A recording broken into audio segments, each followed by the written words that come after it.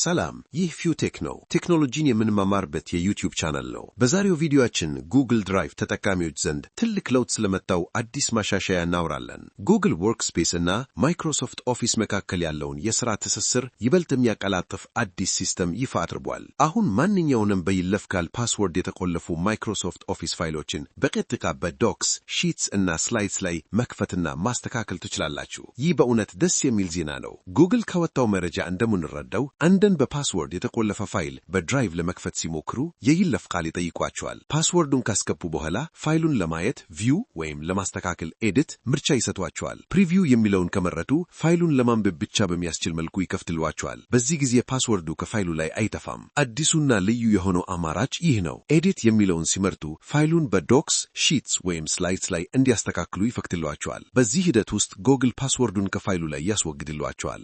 ከዚህ ቀደም እንደምታውቁት በፓስወርድ የተቆለፈ ማይክሮሶፍት ፋይል ለማስተካከል መጀመሪያ ፋይሉን ዳውንሎድ ማድረግ ወይም ፓስወርዱን የሚያጠፉ ሌሎች መተግበሪያዎችን ተርድ ፓርቲ አፖችን መጠቀም የግድ ነበር። አሁን ግን ይህ ሁሉ ቀርቶ በቀጥታ በድራይቭ ላይ መስራት ተችሏል። እንደ ጉግል መረጃ ከሆነ ይህ አገልግሎት ከጥር 13 ጃንዋሪ 13 ጀምሮ ስራ የጀመረ ሲሆን እስከ ጥር መጨረሻ ድረስ ለሁሉም ተጠቃሚዎች ተደራሽ ይሆናል። ይህ አገልግሎት የሚከተሉትን ያካትታል። ሁሉንም የጉግል ወርክስፔስ ደንበኞች፣ የፐርሰናል ጉግል አካውንት ያላቸውም ተጠቃሚዎች። ስለዚህ እንደኔ ግል አካውንት የምትጠቀሙ ከሆነ በሚቀጥሉት ቀናት ይህን አዲስ አማራጭ ታገኙታላችሁ። ለተከታተላችሁን አመሰግናለሁ። በሚቀጥለው ቪዲዮ እስክንገናኝ ቻው።